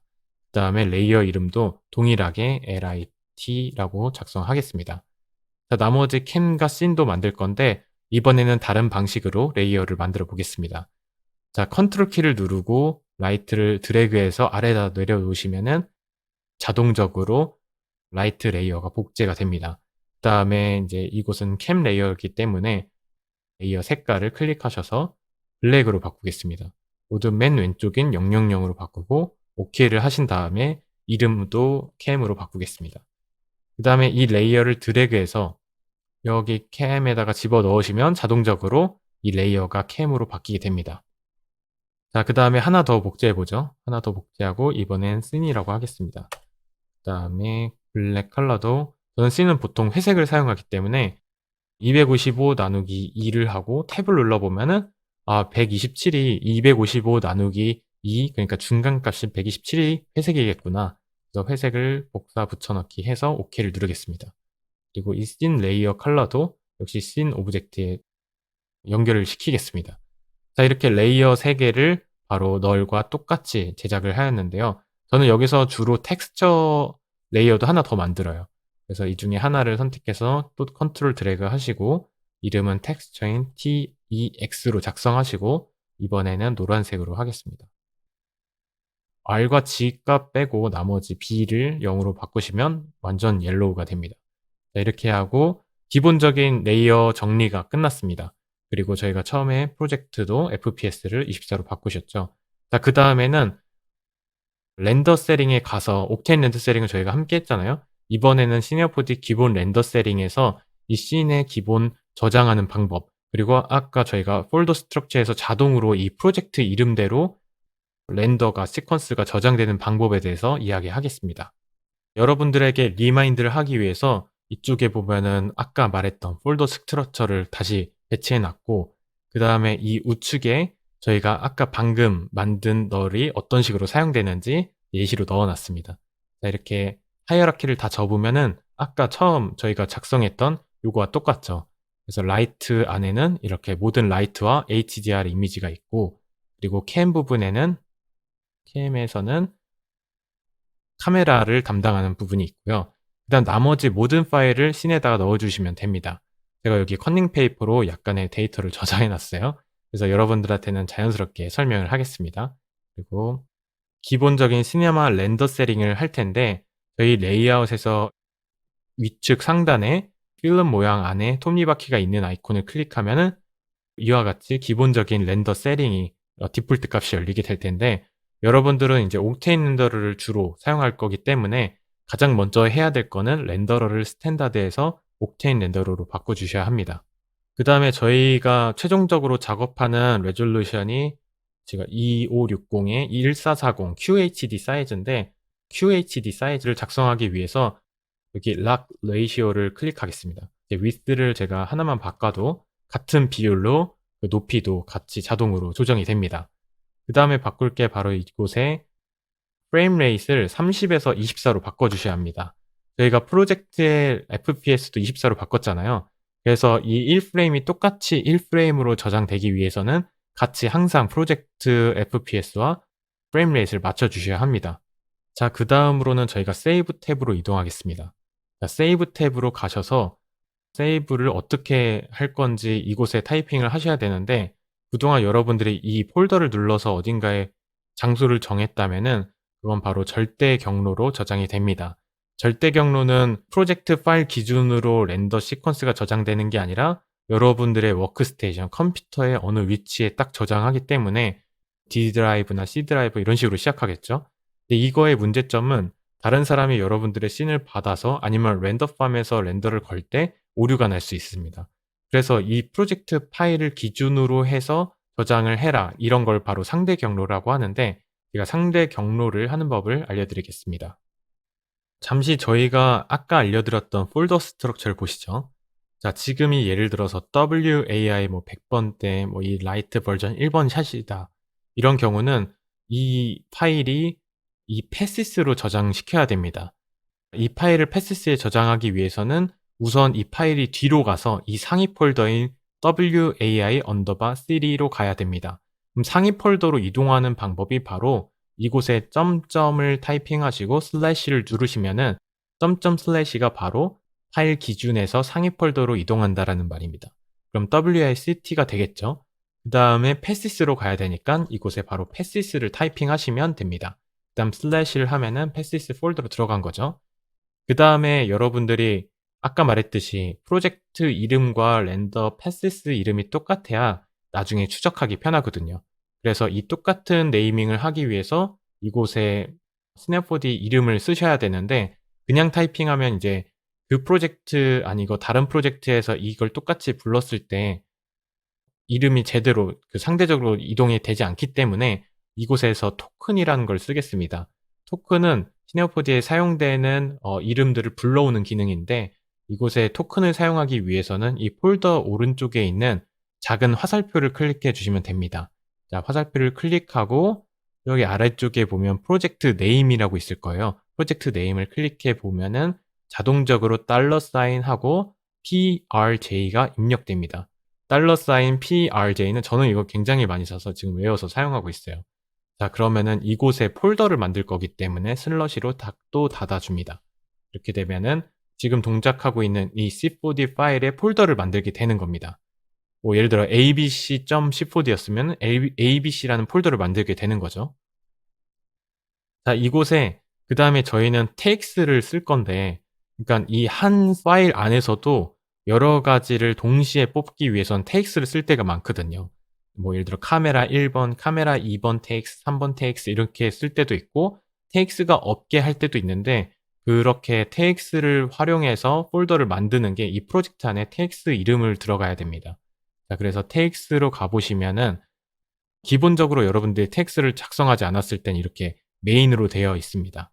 그래서 이곳에 takes 이름을 가져오기 위해서 여기 다시 아래 화살표를 누르시고 이쪽에 current text name이라고 되어 있는 걸 클릭하면은 자동적으로 $take라고 됩니다. 그 다음에 슬러시로 닫아주죠. 여러분들이 만약에 main take에서 작업하셨으면 main이라고 걸릴 것이고, 새로 추가해서 저는 주로 이 카메라 번호를 많이 써요. 이 takes에서 cam 2 이런 식으로 작성하면은 이곳에 만약에 요거를 렌더를 가면은 자동적으로 캠이라고 저장이 될 것이고, 이게 없을 시에는 그냥 메인으로 저장되는 겁니다. 자, 그 다음에 슬러시를 쳐서, 자, 저는 기본적으로 텍스트가 없는 경우죠. 그 다음에 이곳에 파일을 저장하면 되는데, 파일 이름 또한 프로젝트 네임 언더바 텍스트를 쓰셔야 됩니다.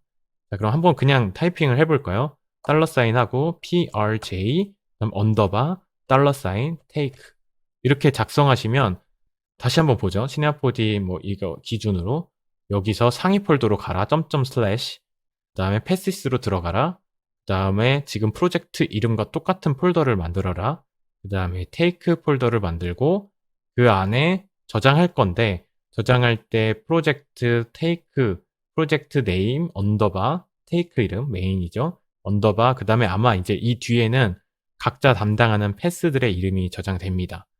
그래서 요거를 이따가 옥테인 렌더 패스에서도 복사해서 쓸 겁니다.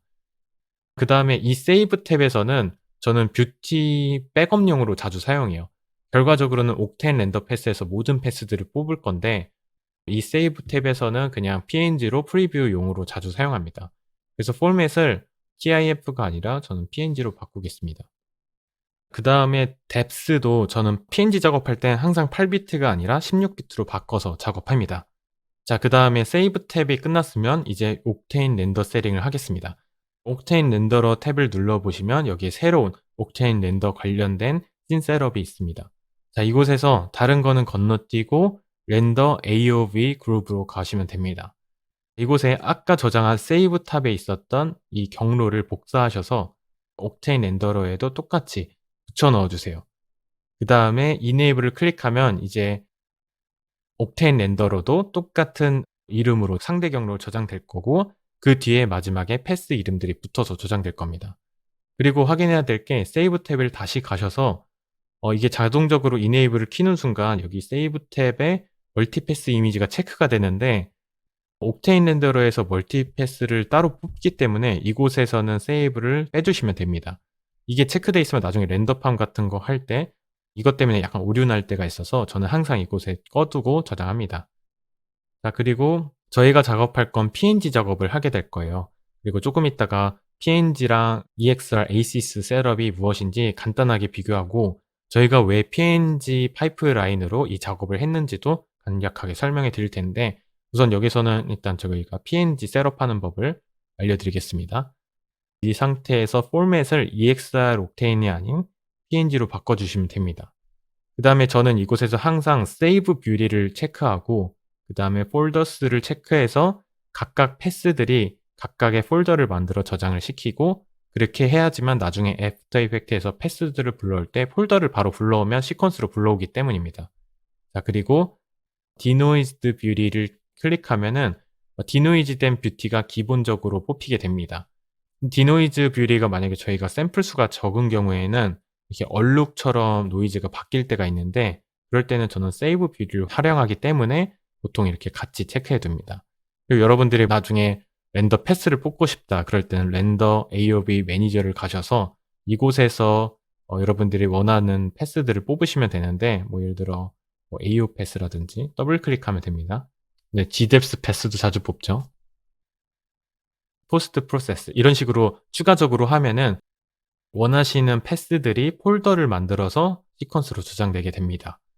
자, 근데 제가 예전에는 라이트 패스를 이런 식으로 해서 라이트 아이디를 따로 뽑았었는데 뭐 선라이트 1번 라이트 아니면 복사해서 붙여넣고 2번 라이트 이런 식으로 뽑았었는데 이게 라이트가 많을 때는 굉장히 번거롭거든요. 그래서 이 부분을 빠르게 하기 위해서 여기서 라이트 패스를 뽑지 않고 이쪽에 AOV 그룹스를 가시면 그리고 AOV 프리셋에 어플라이를 누르게 되고 인풋을 키고 라이트 믹서를 키면은 이곳에 체크박스 형태로 저희가 라이트 패스를 뽑을 수 있는 공간이 나옵니다.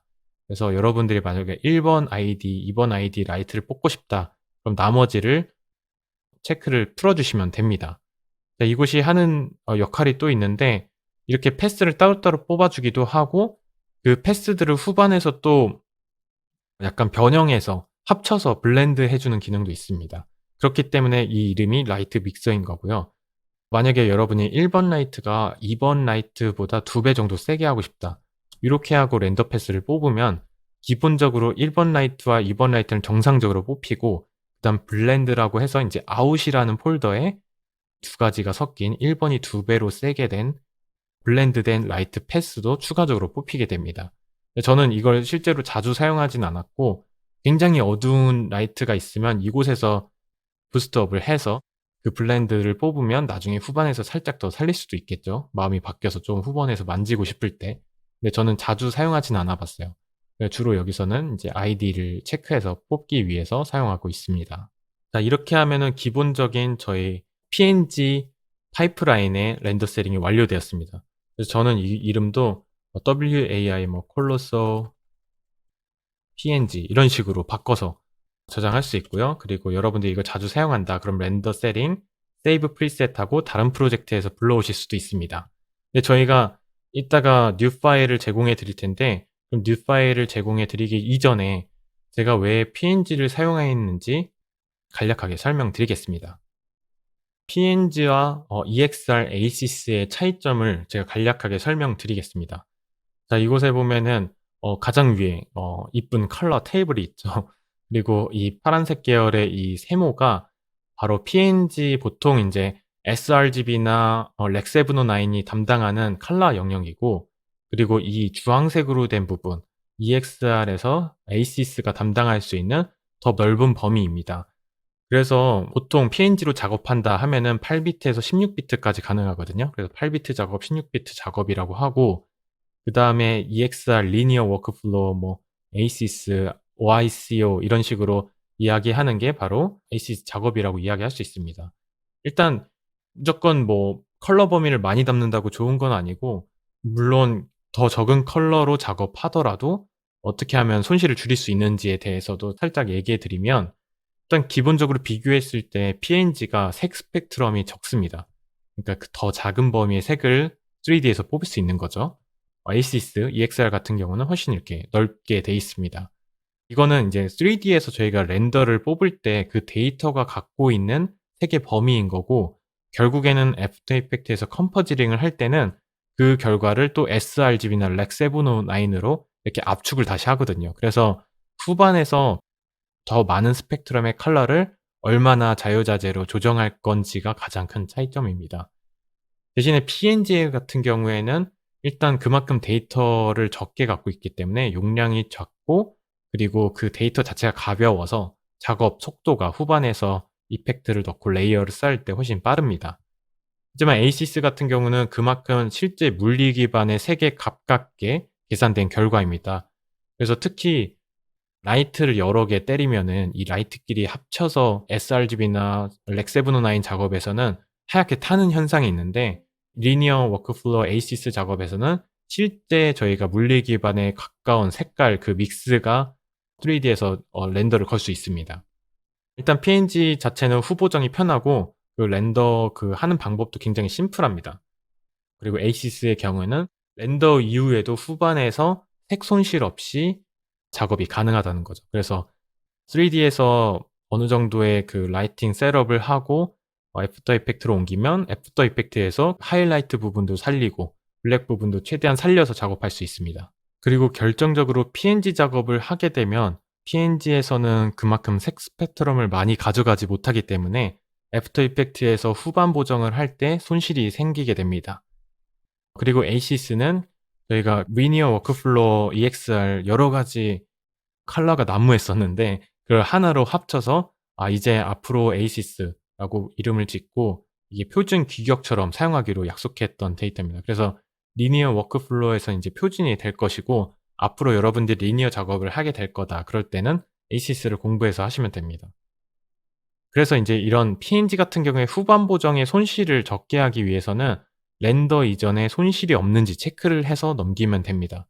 보통 가장 문제가 됐던 게 뭐 라이트를 너무 세게 해서 하얗게 탄 부분 있잖아요. 그럼 PNG에서 그렇게 렌더가 된 경우는 애프터 이펙트에서 이걸 보정할 수 있는 방법이 굉장히 적어요. 근데 ASYS 같은 경우는 그걸 살릴 수 있으니까 저는 주로 가장 큰 하이라이트가 화이트가 되지 않도록 최대한 어둡게 눌러 주고, 차라리 후반에서 부스트업을 해서서 하이라이트 부분을 세게 살려주는 방법을 하고 있는데, 이렇게 후반에서 너무 많은 색을 조정하면 아무래도 PNG는 데이터 그 사이에 색이 없기 때문에 약간 깨지기 마련인데, ASYS에서는 그게 원본을 유지하면서도 작업이 가능합니다. 대신에 ASYS 작업을 제가 이제 해본 결과 사용 방법이 상대적으로 굉장히 복잡합니다. 그 애프터 이펙트에서도 레이어와 레이어, 그리고 저희는 샌드위치라고 하는데, 그냥 이렇게 원래 예전에 하듯이 오퍼시티도 움직일 수 없고 약간 좀 복잡한 과정을 거치기도 하고, 여러분들한테 작업을 훨씬 효율적으로 손쉽게 그리고 용량도 최대한 줄여서 혼자 개인 작업을 할 때는 저는 PNG로도 충분히 훌륭한 결과를 낼 수 있다고 판단했기 때문에 이번 WAI 작업은 PNG 시퀀스로 제작하였습니다. 자, 하지만 여러분들도 뭐 ASYS 세팅이 어떻게 되는지 궁금하실 수 있기 때문에 디폴트 파일이죠. 그러니까 여러분들의 디폴트 파일에는 ASYS 셋업도 같이 함께 제공해 드릴 겁니다. 자, 그러면은 제가 제공해 드린 파일 중에 c4d_2023_new라는 파일이 있고, 그곳에 new 파일을 복사하신 다음에 뉴 프로젝트를 눌렀을 때 항상 디폴트 씬으로 되기 위해서 설치하는 방법을 알려드리겠습니다. 아까 저희 스크립트 설치할 때처럼 에딧을 누르신 다음에 preferences를 가시고 preference 폴더를 가신 다음에 이곳에 여러분들이 해당하는 버전의 폴더로 들어가시고 이 바닥이라고 하거든요. 이 바로 맥스온 스니포디 그다음 버전 안에 있는 이 바닥에다가 그 뉴 파일을 붙여 넣어 주시면 앞으로 여러분들이 뉴를 작성할 때마다 제가 세팅해 놓은 이 파일로 열게 됩니다. 자, 이거는 스냅보드를 새로 키지 않고도 바로 파일 누르고 뉴 프로젝트를 누르는 순간 자동적으로 이렇게 제가 세팅해 놓은 오브젝트가 있고 레이어도 똑같이 제가 아까 알려드린 대로 그대로 있죠. 그다음에 렌더 세팅을 가셔도 제가 여러분들이 보시기 편하게 WAI 옥테인 PNG 그리고 ASYS 그리고 프리비즈를 뽑고 싶으신 분은 프리비즈 아니면 PNG 중에서도 저희가 로우로 샘플을 낮춰서 뽑을 때가 있거든요. 그래서 WAI 옥테인 PNG 로우도 있습니다. 여러분들 작업할 때 이곳에서 선택하셔서 뽑을 수 있도록 편리하게 제가 세팅을 해놨고 아까 말씀드렸던 패스트레이싱 그 옥테인 렌더 세팅도 이곳에 다 완료되어 있기 때문에 앞으로 여러분들은 새 씬 파일을 만들 때마다 이렇게 제가 만든 뉴 파일로 실행하시면 됩니다. 지금까지 굉장히 먼 길 오시느라 고생 많으셨습니다. 하지만 이번 시간의 마지막 그리고 하이라이트인 마인드셋에 대해서 이야기하겠습니다. 자, 아무리 좋은 수업을 듣고 그리고 많은 걸 공부해도 결국에 자신의 것으로 만들지 못하고 활용하지 못하면 좋은 내용의 수업을 제대로 소화시킬 수 없습니다. 그래서 앞으로 긴 수업을 들어가기 전에 여러분들한테 큰 도움을 줄 수 있는 수업을 흡수하는 비법을 여기서 알려드리겠습니다. 깨달으며 읽기. 시간과 실력은 비례하지 않습니다. 어떤 사람은 1년 만에 엄청나게 크게 성장하고 어떤 사람은 10년이 지나도 크게 성장하지 않기도 합니다. 자, 그렇다면 빠르게 성장하는 것과 느리게 성장하는 것 가장 큰 차이는 무엇일까요? 저에게 있어서 빠른 성장에 도움을 준 것은 바로 깨달음입니다. 새로운 것을 배울 때 깊은 공감이 이루어지는 것과 그냥 공부하는 것은 어마어마하게 큰 차이가 있습니다. 강의를 들으면서 예전에 실패한 경험이나 궁금했던 부분이 나오면 그 부분에 공감이 생기고 깨달음이 이어지는 순간이 있을 겁니다. 그렇게 된 공감 기억은 장기 기억으로 남아서 더 깊은 이해가 가능해집니다. 그렇기 때문에 수없이 도전하는 것은 다음에 깨달음을 주는 값진 경험이 될 수 있습니다. 뿐만 아니라 깨달음은 인위적으로 느낄 수 있습니다. 새로운 것을 학습할 때 좀 더 깨달음을 위해서 노력하면 훨씬 더 집중이 잘 되고 한 번 더 사고하게 되어 그냥 공부했을 때보다 훨씬 효과적입니다. 그래서 공부할 때 그냥 모니터 앞에서 보는 게 아니라 정말 약간 정신 나간 사람처럼 혼자서 추임새도 넣고 '아 맞아. 아 나도 이런 적 있었지.' 이런 식으로 추임새도 넣고 실제 실습도 해 보면서 최대한 깨달음을 얻을 수 있도록 노력해야 됩니다.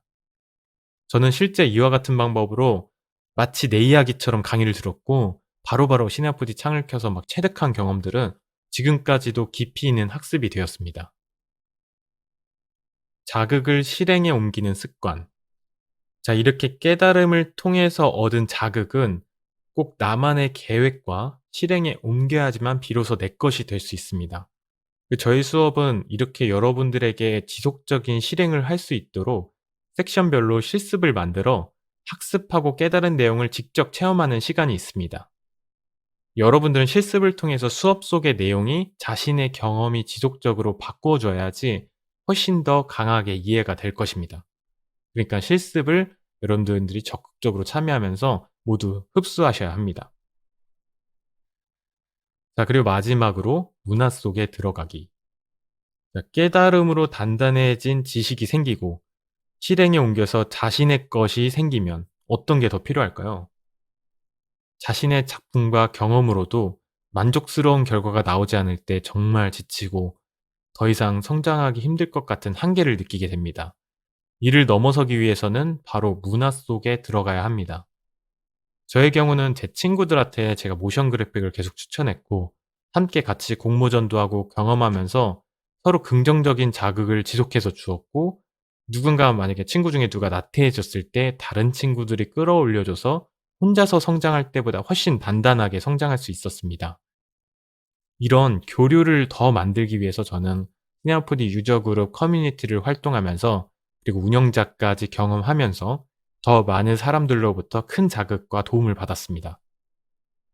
그리고 꾸준히 제 작품을 온라인에 영어로 포스팅해서 전 세계 사람들이 제 작품을 좋아해 주는 걸 알게 되었고, 계속해서 외국 모션 그래퍼들과 교류해 오다가 지금 이렇게 미국까지 와서 직접 그들을 만나 작업도 하고 그들의 이야기도 들으면서 이 길에 대한 진정한 보람을 느끼게 되었고 더 큰 꿈을 꾸게 되었습니다. 우리는 이러한 경험을 여러분들한테도 함께하기 위해서 과제 콜라보레이션을 통해서 새로운 문화를 만들어 가고자 합니다. 여러분들도 앞으로 있을 과제 콜라보에 적극적으로 참여하시면 모션 그래퍼의 문화 속에서 깊은 성장과 더 많은 가치를 알게 되실 겁니다. 자, 이렇게 오리엔테이션 시간이 마무리되었습니다. 앞으로 수업을 들으실 때 제가 이야기한 이 마인드셋을 기억하면서 수강하시면 이 수업에서 전달하고자 하는 진짜를 얻게 되실 겁니다. 그러면 긴 내용을 수강해 주셔서 진심으로 감사드립니다. 김구린이었습니다.